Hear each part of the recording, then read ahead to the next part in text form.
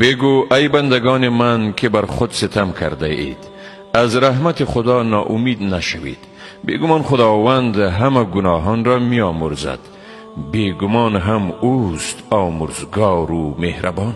و به پروردگار خیش رجوع کنید و به او تسلیم شوید پیش از این که عذاب به سراغ شما بیاید و باز یاری داده نشوید. و این بهترین سخن را که از نزد پروردگار شما به شما نازل شده پیروی کنید پیش از این که به شما ناگهان عذاب بیاید و شما آگاه نباشید. پیش از آن که کسی بگوید ای وای بر من که در حق خدا کوتاهی کردم و بیگمان من از تمسخر کنندگان بودم، یا بگوید اگر خدا مرا هدایت می کرد یقینا از پرهیزگاران می بودم، یا هنگامی که عذاب را می بیند بگوید ای کاش به من بازگشت میسر می بود تا از نیکوکاران می شدم.